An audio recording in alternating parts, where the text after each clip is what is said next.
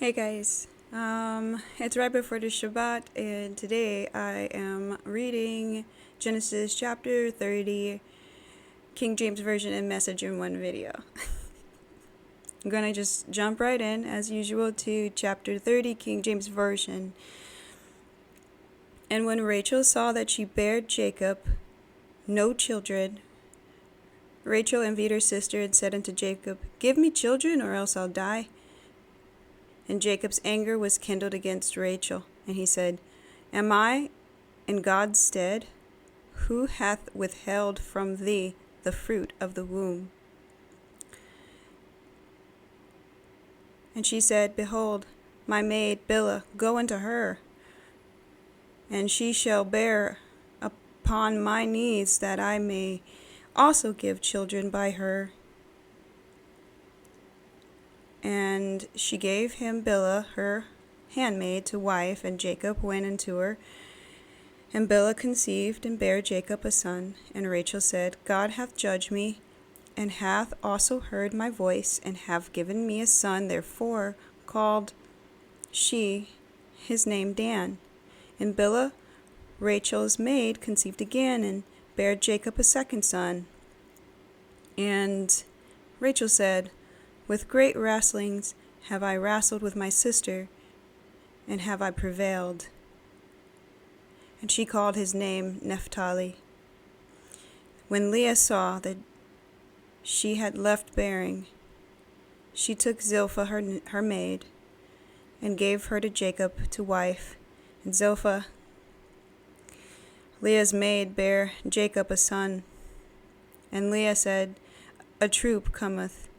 And she called his name Gad. And Zilpah, Leah's maid, bare Jacob a second son.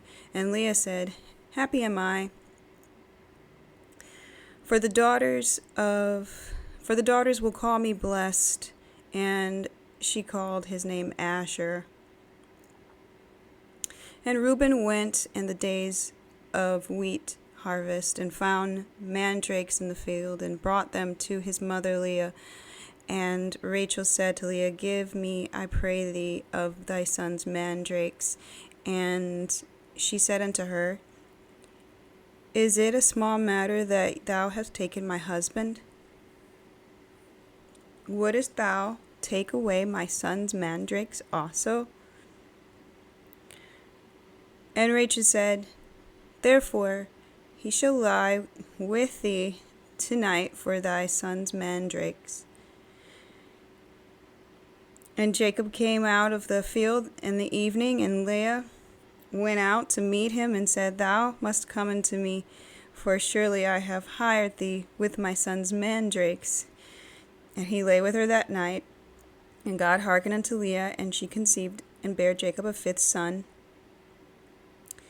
And Leah said, God hath given me my hire, because I have given my maiden to my husband. And she called his name Issachar.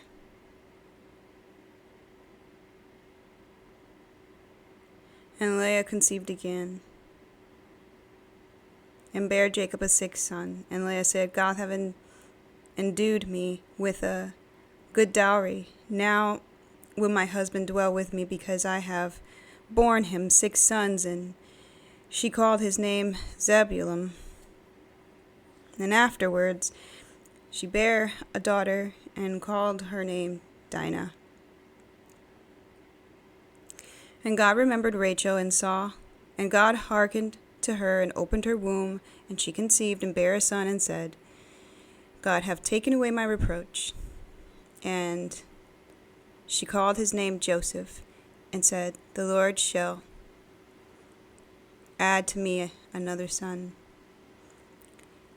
It came to pass, when Rachel had borne Joseph, and Jacob said unto Laban, Send me away, that I may go unto mine own place, to my country. Give me my wives and my children, and for whom I have served thee, and let me go. For thou knowest my service which I have done thee. And Laban said unto him, I pray thee, if I have found favor in thine eyes, tarry, for I have learned by experience that the Lord hath blessed me for thy sake. And he said, appoint me thy wages, and I will give it. And he said unto him, Thou knowest I have served thee, and now thy cattle was with me, and it was little which thou hadst before I came, and it is now increased unto a multitude, and the Lord hath blessed thee since my coming, and now when I shall provide for mine own house also. And he said, What shall I give thee? And Jacob said, Thou shalt not give me anything. If thou wilt do this thing for me, I will again feed and keep my flock. I will pass through all thy flock today, removing from thence all the speckled and spotted cattle, and all the brown cattle among the sheep, and the spotted and speckled among the goats, and of such shall be my hire. So shall my righteousness answer for me in the time to come, when it shall come for my hire before thy face, every one that is not speckled and spotted among the goats, and brown among the sheep, that shall be counted stolen with me. And Laban said, Behold, I would give, and Laban said, Behold, I would it might be according to thy word. And he removed that day the he goats, and were ring-stracked and spotted, and all the she goats that were speckled and spotted, and every one of that had some white in it, and all the brown among the sheep, and gave them unto the hand of his sons. And he set 3 days' journey betwixt himself and Jacob fed the rest of Laban's flocks. And Jacob took him rods of green poplar and the hazel and chestnut tree, and peeled white stracks in them, and made the white appear which was in the rods. And he set the rods which he had peeled before the flocks in the gutters and the watering troughs, when the flocks came to drink, that they should conceive when they came to drink. And the flocks conceived before the rods, and brought forth cattle, ring-straked, speckled, and spotted. And Jacob did separate the lambs, and set the faces of the flock toward the ring-straked, and all the brown in the flock of Laban. And he put his own flocks by themselves, and put them not into Laban's cattle. And it came to pass, whensoever the stronger cattle did conceive, that Jacob laid the rods before the eyes of the cattle in the gutters, that they might conceive among the rods. But when the cattle were feeble, he put them not in. So the feebler were Laban's, and the stronger Jacob's. And the man increased exceedingly, and had much cattle, maidservants, and manservants, and camels, and asses. So I got quite tongue-twisted with the King James Version. Just sometimes the language trips me up a bit. I'm praying to get better at that. So I thank you for your grace that you show me in my reading of King James. I'm going to move on to the Message. Chapter 30, Genesis, the Message. When Rachel realized that she wasn't having any children for Jacob, she became jealous of her sister. She told Jacob, "Give me sons or I'll die." Jacob got angry with Rachel and said, "Am I God? Am I the one who refused you babies?" Rachel said, "Here's my maid, Bilhah. Sleep with her. Let her substitute for me so that I can have a child through her and build a family." So she gave him her maid Bilhah for a wife, and Jacob slept with her. Bilhah became pregnant, and Jacob gave Jacob a son.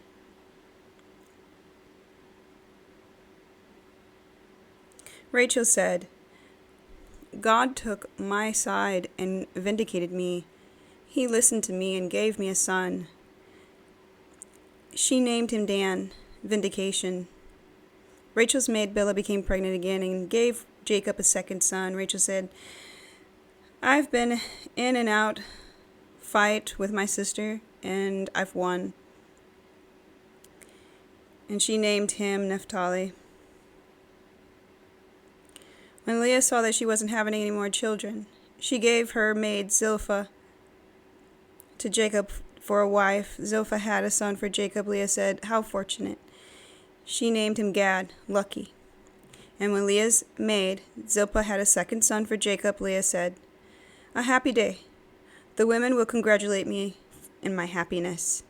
She named him Asher, happy. One day, during the wheat harvest, Reuben found some mandrakes in the field and brought them home to his mother Leah. Rachel asked Leah, can I please have some of your son's mandrakes? Leah said, wasn't it enough that you got my husband away from me? And now you also want my son's mandrakes?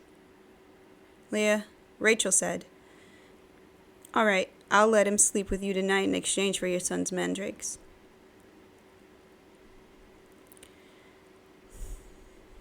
When Jacob came home that evening in the field, Leah was there and met him. Sleep with me tonight. I've bartered for my son's mandrakes for a night with you. So he slept with her that night. God listened to Leah. She became pregnant and gave Jacob a fifth son. She said, God rewarded me for giving my maid to my husband. She named him Issachar, bartered. Leah became pregnant yet again.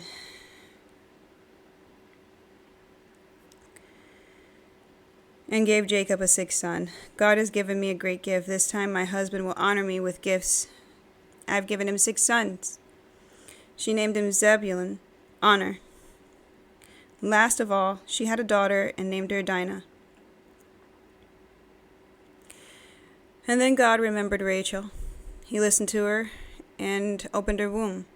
And she became pregnant and had a son. She said, God has taken away my humiliation. And she named him Joseph, praying, may God add yet another son to me. After Rachel had Joseph, Jacob had spoke to Laban, let me go back home. Give me my wives and my children for whom I've served you. And you know how hard I've worked for you. Laban said, if you please, I have learned through divine inquiry that God has blessed me because of you. He went on, so name your wages, I'll pay you. Jacob replied, you know well that my work has meant to you and how your livestock has flourished under my care. The little you had when I arrived has increased greatly. Everything I did resulted in blessings for you. Isn't it about time that I do something for my own family? So what should I pay you? Jacob said. You don't have to pay me a thing. But how about this? I will go back to pasture and care for your flocks. Go through your entire flock today and take out every speckled and spotted sheep, every dark-colored lamb, every spotted and speckled goat. They will be my wages. That way you can check on my honesty when you assess my wages. If you find any goat that is not speckled or spotted, or sheep that not black, you will know that I stole it. Fair enough, Laban said, it's a deal. But that very day Laban removed all the mottled and spotted billy goats and all the speckled and spotted nanny goats, every animal that had even a touch of white on it, plus all the black sheep, and placed them under the care of his sons. Then he put a 3-day journey between himself and Jacob. Meanwhile, Jacob went on tending what was left of Laban's flock. But Jacob got fresh branches from poplar, almond, and plane trees and speckled the bark, leaving white stripes on them. He stuck the peeled branches in front of the watering troughs where the flocks came to drink. When the flocks were in heat, they came to drink and mated in front of the streaked branches. And when they gave birth to young that were streaked or spotted and speckled, Jacob placed the ewes before the dark-colored animals of Laban. That way he got distinctive flocks for himself, which didn't mix with Laban's flocks. And when the sturdier animals were mating, Jacob placed branches at the troughs in view of the animals so that they mated in front of the branches. But he wouldn't set up branches before the feebler animals. That way the feebler animals went to Laban, and sturdy ones went to Jacob. The man got richer and richer, acquiring huge flocks, lots and lots of servants, not to mention camels and donkeys. I'm sorry, I'm looking through and that's the end of chapter 30, but I'm looking through the King James and Message version about these branches, and I'm not really understanding the significance of it. So just a moment, I'm literally just want to know, because I don't understand what was done here. Obviously God is blessing Jacob, but what's the deal with these branches?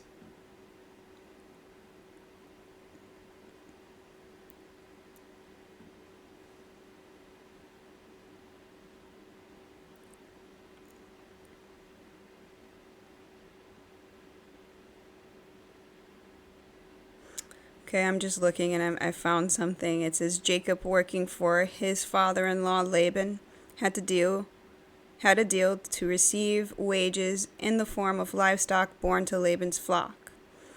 Jacob devised a plan to ensure that he would receive the better livestock. He took branches from poplar, almond, and pine trees and peeled off strips of bark, exposing the white inner wood, creating white stripes. He placed these branches in the watering troughs where the animals would drink and mate. Jacob believed that the animals, when mating in front of the branches, would be influenced by the appearance of the branches, resulting in offspring with streaked, speckled, and spotted colors. The flocks bred in front of the branches, and indeed they bore young that were streaked and spotted and speckled. Jacob was able to claim these off-colored animals as his wages, while Laban received the solid-colored ones, leading to Jacob's wealth and eventual departure from Laban. While Jacob believed his actions were the cause, the story suggests that God blessed Jacob's effort and caused the animals to be born with the desired colors even when Laban tried to change the terms of the deal. The story also highlights Jacob's growth and eventual understanding that prosperity and protection come from righteous conduct before God. So it's I was thinking this, and I'm not going to try to take too long on any of this today. But what I noticed was kind of Jacob's being a trickster again, even though it's like an honest tricking, if that's even possible. He's obviously trying to make sure that he gets the better deal of what's going on here, the wages, so that he can leave. But it just seems almost also in parallel that Jacob's having faith. Maybe faith in his plan that he's doing with these branches and things. But there's faith that it's going to work out, his plan's going to work out. And just that thought alone. And also having God, who is clearly blessing him so much that Laban knows how much he's been blessed since Jacob has come and worked for him. He's been greatly blessed from little to a lot. Given the fact that he's going to be blessed regardless, and he's putting faith in himself being blessed, I think it had little to do with what he was doing with those branches and things than him just having faith that it's going to work out. And also him just being of this lineage that has been blessed by God, with the covenant that he had with Abraham, saying that he would be greatly blessed in the things that he does. His offspring will be greatly blessed and bless many nations, or bless those, that they're working for, bless those that they're, that whole thing. So, I mean, it came to pass, it looks like, because, I mean, Laban's extremely blessed since Jacob has come into his land and worked for him. And then he's still blessed as he's trying to leave. The favor is going to Jacob more than it is to Laban, which is kind of, it almost seems like a residue blessing, because Jacob, of a chosen lineage, of the covenant lineage, is working for him. So now he's trying to leave, and God is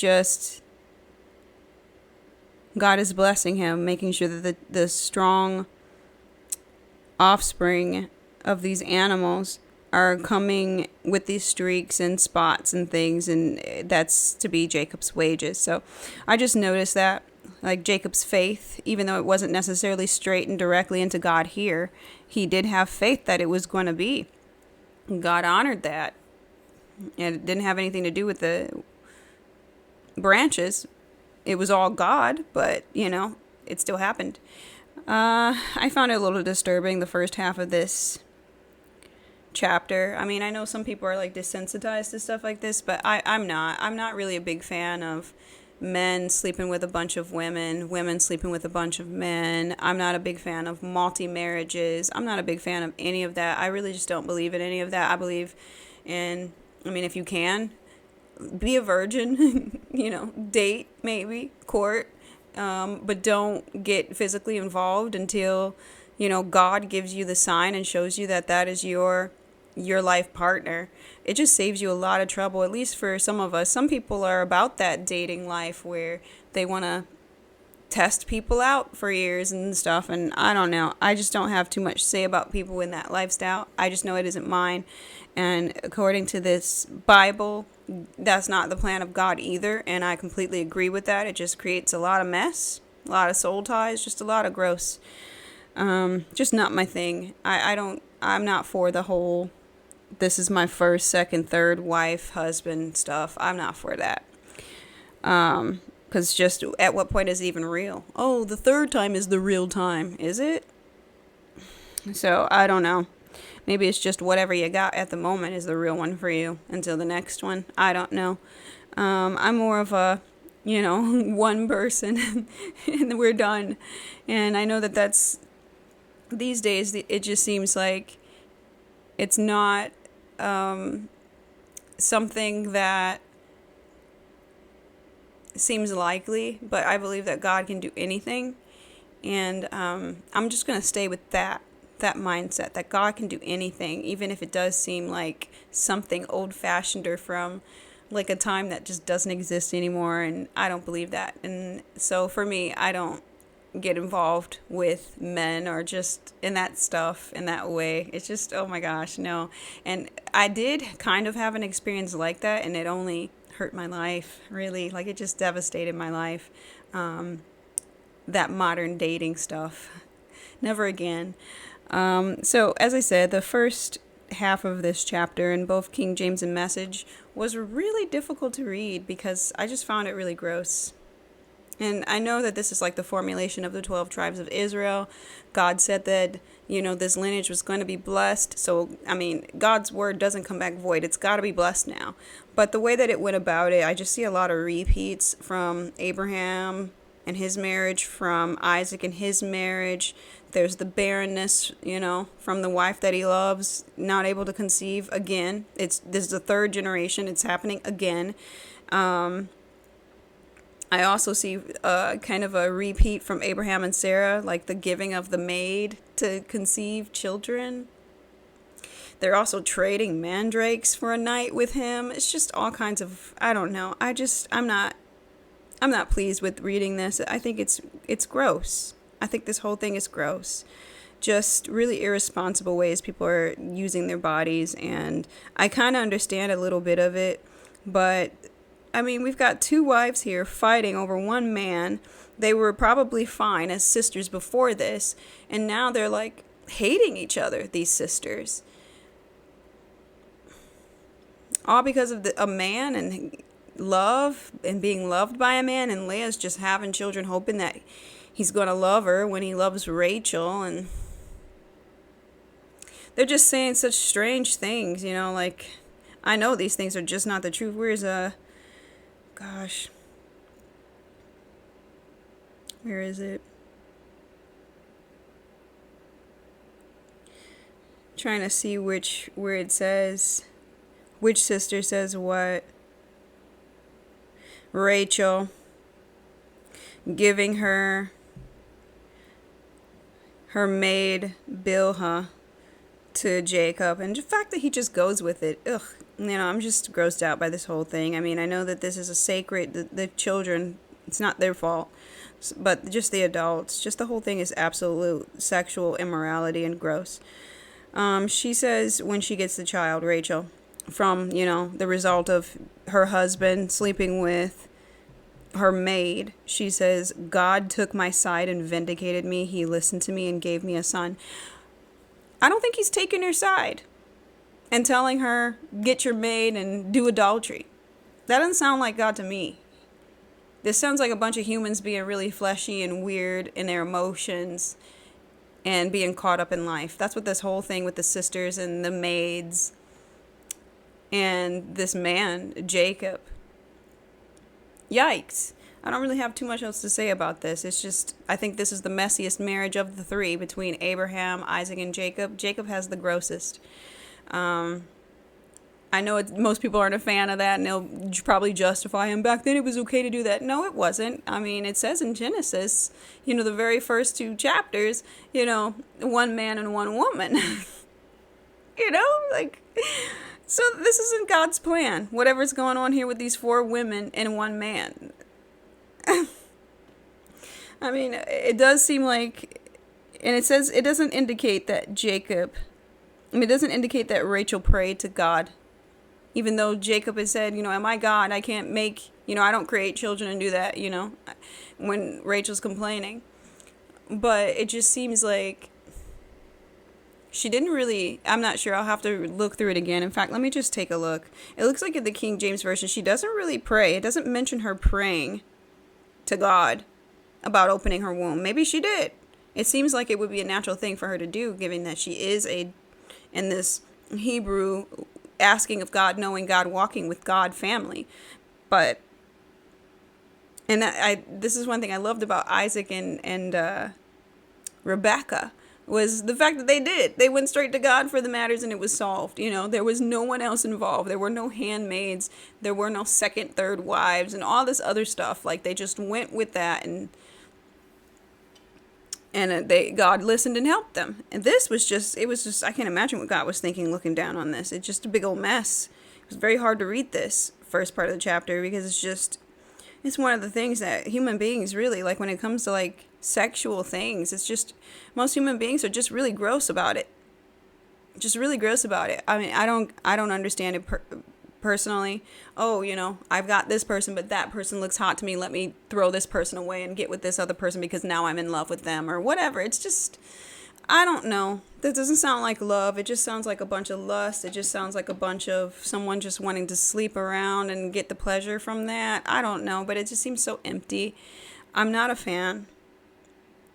I'm looking for Rachel, and it just that they're trading in flowers to be with a man, and I'm just grossed out by this chapter. I'm ready to move on. For me personally, I don't see myself ever doing that, especially now in my life. I just don't see myself handling relationships in such a way. I'm very loyal.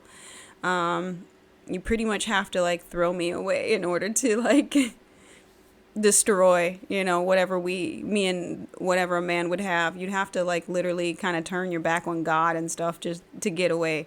That's pretty much what you'd have to do. I just don't really believe in stuff like this. I don't believe in multi-marriages. I don't believe in a bunch of sexual partners. I don't believe in having children by a bunch of different people.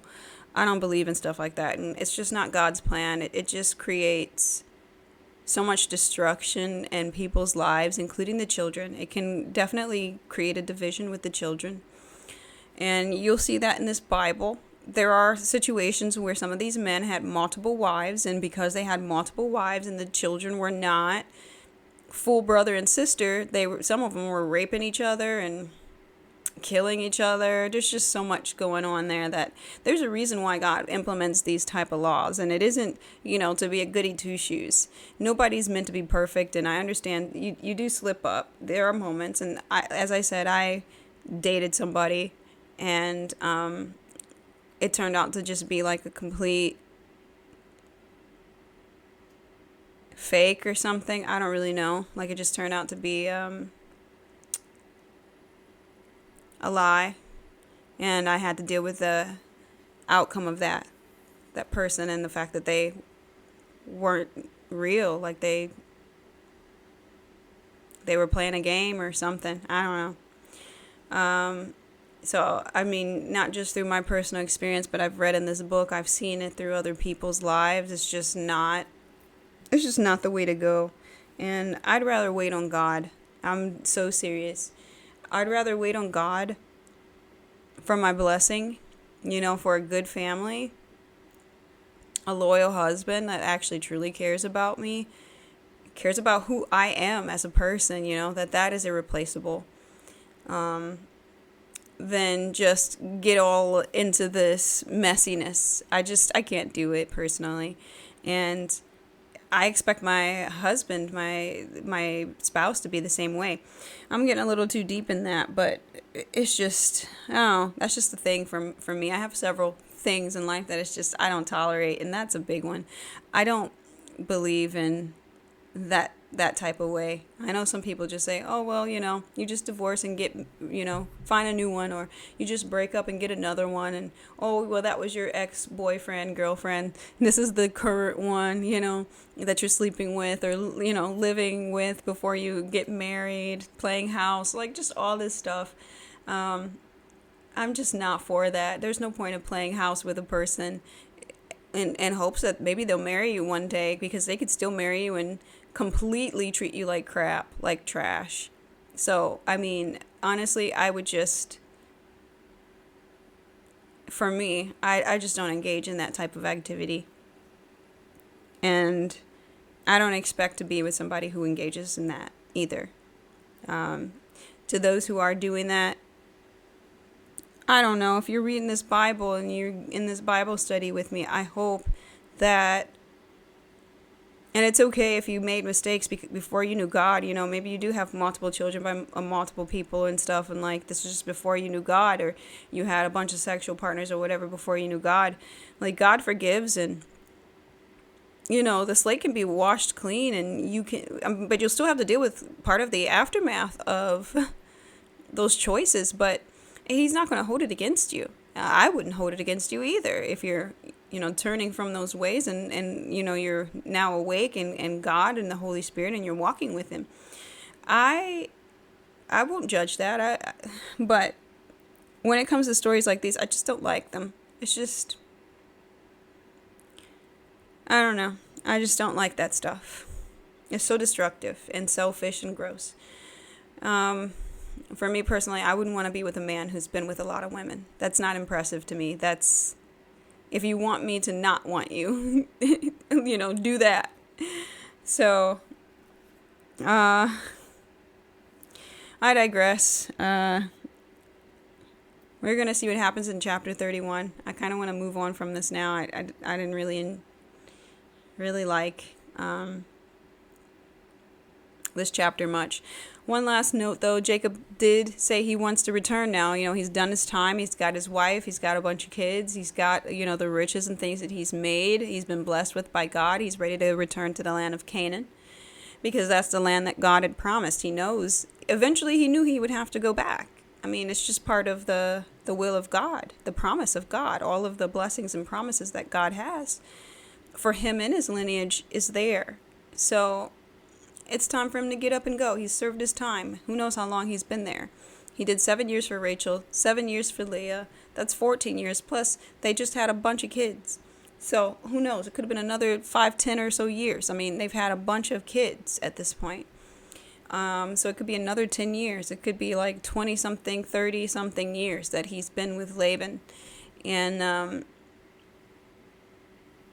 he's ready to go. Maybe with hopes that Esau is no longer angry. And we'll get to that later. Chapter 31 tomorrow or on Sunday, because tomorrow's a Shabbat, so I might not do it. But I appreciate you guys for watching and reading along with me, and I pray that you got something from this. Please excuse my personal opinions, because this is just kind of what I felt when I was reading it. I don't like reading about stuff like that, even in the Bible. I just don't like that. It's interesting to know that things like that happened back then, that happens now,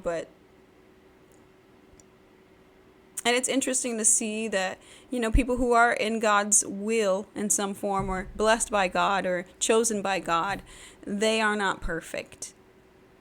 And everybody's got something, some kind of something, that can be a doorway to sin and, certain things.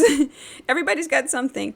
It's up to you to walk with God, that he might fortify and put a hedge of protection and just help you combat that, or even take that from you where you don't even want to do it anymore. Yeah, I don't really have too much else to say. I just want to move on now. I hope and pray that you guys have a blessed day. The Sabbath is coming really soon, so Shabbat Shalom. And I just pray that you have a really blessed Friday night and Saturday, and that you gathered something from this. As I said, I'm probably going to take a break from the Bible reading. I'm going to go into Exodus after this, but I'm probably going to take a little break, just because, as I said, I've got some personal stuff going on that just requires a lot of attention right now. And I mean, I'll be reading the Bible even if I'm not on here, and I encourage you to. But before we get from Genesis to moving on to Exodus, there's going to be a break in between. And I'll put a playlist for Genesis so that you guys can read it if you want with someone here. Like if you wanted a Bible study partner, and I can be that for you here, even though, I don't read it perfectly. Anyway, I'm rambling on, and I'm just really hoping good things for you guys. I'm just hoping and praying that you are going to have a really blessed day, and that you were able to gather something from today's reading. And we'll just go on to chapter 31 next. So be blessed. I love you guys, and I'll talk to you later. Bye.